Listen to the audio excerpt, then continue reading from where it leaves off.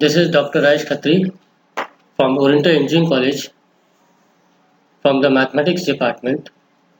I will be talking about for the Fourier transform. Basically, today we will be talking about the word known as a Fourier cosine transformations. What exactly the Fourier cosine transformation means? The function of FCS is defined as f का base में c is compulsory. इसको लिखना जरूरी है, अगर नहीं लिखेंगे तो गलत हो जाएगा. F C to the base c s is equal to integration 0 to infinity f of x followed by cos sx dx is called a Fourier cosine transform of fx within the limits of 0 less than x less than infinity. Also, the function f of x is defined by, कैसे define करेंगे देखें. f of x is also equal to 2 upon pi 0 से लेकर के infinity तक f cosines of s cos sx ds. दोनों को compare करें, ध्यान से देखो ऊपर और नीचे. The more important things to be noticed out is here is in the top we are integrating with respect to dx and in the second we are integrating with respect to ds.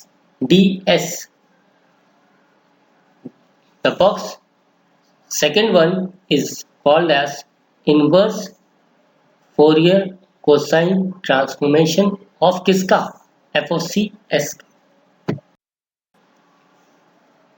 Let us come and evaluate for the sums which will be more important.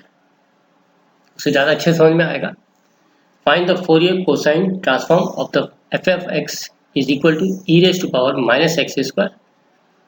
And the second problem is find the Fourier cosine transforms of f of x is equal to x having the limit 0 less than x less than 1. And subrange next is twice of minus x 1 having the limits 1 less than x less than 2. And the third sum range is given is 0 x greater than t. पहला वाला काफी important है. Second is also, लेकिन it should be expected by each and every student. Let us work it out for the first one. If function fx is equal to e raised to power x square, if the Fourier transformation of fx is given by, ये formula लिखा, इस fx की जगह में we are supposed to write down the formula which is the function which is given to you. Function कौन सा दिया हुआ, e raised to power of minus x square. Substitute the values.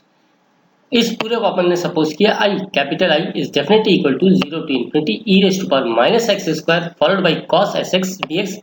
That becomes your equation 1. Make it very carefully. इस जगह पे हमको ये देखना है कि ऊपर वाला किसके रिस्पेक्ट में इंटीग्रेट हो रहा है. अगर dx में हो रहा है then you will differentiate with respect to s में, और अगर ds में दिया है तो हम उसको डिफरेंशिएट करेंगे dx के रिस्पेक्ट में. इस चीज का ध्यान रखिए. Similarly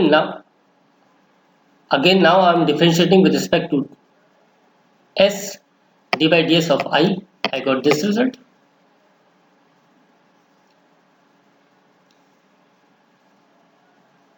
And finally I got the result once again, that is minus integration 0 to infinity x e raised to power minus x square sin sx dx. Now in this part we are supposed to use the by parts method. यहाँ पे ध्यान ये रखना है कि sin sx को we will take as a first function and x e raised to power minus x square as a second function. हमने लगा दिया उसके अंदर first integration of second minus integration then bracket start d by dx of first integration of second and the whole integration with respect to dx. ये आपके सामने लिखा हुआ है. I got the things 2 which is common, that is integration x e raised to power x square, integration x e raised to power minus x square on both the sides. इसको मैं अलग से सॉल्व कर. How to work it out? Think over, see it onto these things. हमने लिखा है यहाँ पे solving x e raised to power minus x square dx, make a slight substitution there just to make a calculation little bit easy. I am supposing it let x square is equal to t. To integrate with respect to x, I got the result कुछ ऐसा minus 2x dx is equal to dt. I work it out for x dx, I got the result that is dx dt.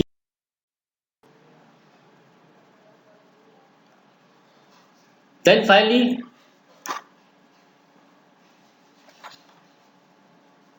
I got the result, substitute the values, I got the result which is something in the formation by substituting the values. I got these things minus 1 by 2 e raised to power minus t dt is again in the form of substitute the values, just book it out so that it becomes minus 1 by 2 e raised to power of t, or t can be written as again in the form of 1 by 2 e raised to power minus x square, which is again equal to minus e raised to power of minus x square. Since we know that di by ds was equal to इतना था अपना, इसके अंदर में अपन substitute करेंगे किस चीज की value, integration of x e raised to power minus x square का, वो वैल्यूज हमने ऊपर आंसर निकाल लिए हैं. I substitute here minus bracket start again small bracket minus sign sx multiplied by e raised to power minus x square upon 2 holding the limits 0 to infinity minus integration 0 से लेके infinity तक, and followed by the again the values I have substituted, that is minus e raised to power minus x square upon 2 dx. Now apply the limit mods. पहले इसको थोड़ा और simplify करने की कोशिश करते हैं. What the hell we can do it in these things. I thought it मैं कुछ निकालने की कोशिश करी, इसका माइनस माइनस कॉमन लिया, ये प्लस हो जाएगा, इधर से माइनस कॉमन लिया, ये हमारा प्लस हो जाएगा, रिड्यूस हो जाएगा यहाँ से. Infactly I got the result, upper limit minus lower limit लगाओ, कहाँ पे लगाओगे, x की जगह पे, x की जगह पे लगाएंगे तो I got the limit 0 minus 1 0, और यहाँ कितना बचेगा s माइनस 2, और the entire portion that is 0 to infinity cos sx followed by e raised to power x square dx. I am talking about the second integrand which is definitely equal to first के बराबर जो अपन ने suppose किया था, which is definitely equal to ये किसके बराबर हो गया, आप पाई के बराबर हो गया. हमने कैपिटल आई लिख दिया just to make a calculation easy. s by 2 पहला वाला तो 0 हो गया, D I upon D S is equal to minus S by 2 followed by I. इसको हमने इधर शिफ्ट किया, या इसको वैसे ही वहीं पे रखो, वेरिएबल सेपरेबल कर दो, which is known as variable separable method, यानी कि डी आई वाला एक तरफ डी एस वाले एक तरफ चले गए. Then integrating both the sides I got this result, कुछ ऐसा कुछ मिला मुझे, D I upon I minus 1 by 2 integration of s, I got it log I is equal to minus 1 by 2 s square by 2. log I is equal to इतना पूरा होगा. then log हटाना है, इसको अपन बोलते हैं एंटी लॉग, तो log हटाया तो I got the result that is I is definitely equal to e raised to power minus s square upon 4 plus c. अब ये दोनों को हमने थोड़ा सा इस तरीके से लिखा कि e raised to power minus s square upon 4 multiplied by e raised to power c. इसको अपन सपोज करें तो let it be equal to some arbitrary constant, let it be equal to a, तो मैंने इसको ए मान लिया, तो I got the result that is capital I is equal to e raised to power s square upon 4 multiplied by a. Then finally again I substitute s equal to 0, I equal to a हो गया. आप बोलोगे ये कैसे हो गया, अरे भाई ऊपर जाइए, इक्वेशन नंबर 1 के अंदर में सब्स्टिट्यूट एक्स इक्वल टू 0, जैसे ही हम सब्स्टिट्यूट करेंगे तो what is the things we are going to get it. Equation 1 अपने चेक करो क्या क्या था, जहाँ पे आई लिया था अपने, दैट वाज इंटीग्रेशन 0 से लेके इन्फिनिटी तक e raised to power minus x square cos sx dx था. तो द वैल्यू जैसे ही अपन रखेंगे तो cos 0 जो होता है दैट्स इक्वल टू 1, तो इनफैक्ट यू आर गेटिंग 0 से लेके इन्फिनिटी तक e raised to power minus x square D square. Again इसके अंदर सब्स्टिट्यूशन कर दो, x square equal to T, x equal to root T, हमने dx की वैल्यू निकाली यहाँ पे, dx equal to dt upon 2x, और हम ऐसे ही बोल सकते हैं dt equal to twice upon root T. Substitute the values, I got the result कुछ ऐसा 1 by 2 e raised 0 to infinity e raised to power minus t t raised to power 1 by 2 minus 1 that is equal to कुछ ऐसा कुछ मिला. अब आप बोलोगे ये कैसे आ गया, नीचे देखो, which is quite simple about, I am talking about the beta and gamma function.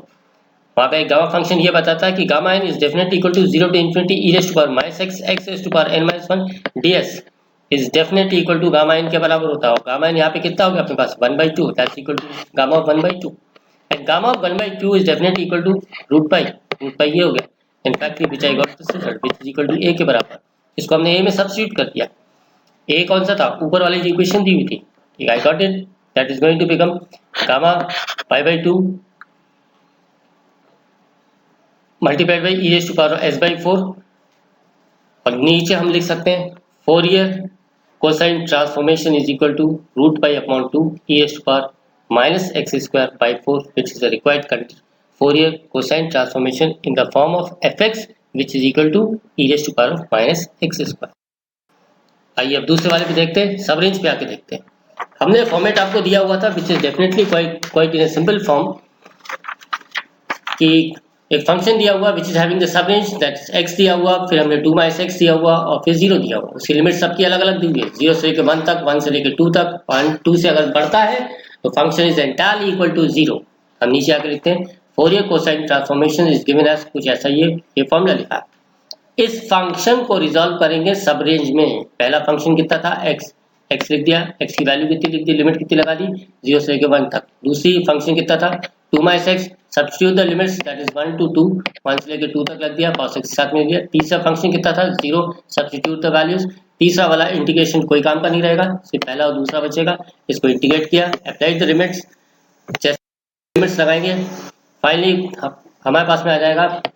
पहले वाले के अंदर में देखो ये क्या मिला, x sin sx upon s plus cos sx upon s square. 0 और 1 की लिमिट लगाए, पहले वाले पे हमने लगाया 0 से लेके 0 लगाए तो कितना हो जाएगा 0 हो जाएगा. 1 किया तो ये आ जाएगा sin s अपॉन ये आ जाएगा. x की जगह लिखना है लिमिट, x की जगह पे लिमिट लगाएंगे. You are not suppose to put the limit in place of s, हम x को रिप्लेस कर रहे हैं, x की जगह पे लिमिट लगाएंगे. ऐसे ही हमने सेकंड के लिए लगाया तो I got this upper limit minus lower limit. ऐसे इसके अंदर में किया मैंने, ऐसे मैंने लास्ट वाले में किया तो मेरे पास में 6 एलिमेंट्स आ गए. देखो उसमें क्या क्या कैंसिल हो रहा है, क्या क्या बचा मेरे पास. सिर्फ माइनस वाला बचा था, इसको मैंने पहले लिख दिया और ये cos x और cos ये वाले दोनों को मैंने ऐड कर दिया तो it got is twice cos x upon s square और लास्ट में बचता minus 1 upon s square. This is a final result आना चाहिए था, लेकिन इसको अपन सिंप्लीफाई कर सकते थे, 1 अपॉन s स्क्वायर बाहर निकाल सकते थे. फिर देखा कि माइनस भी बाहर निकाल लो तो माइनस बाहर निकाल लिया तो I got the result that is minus 1 upon s square followed by cos 2s minus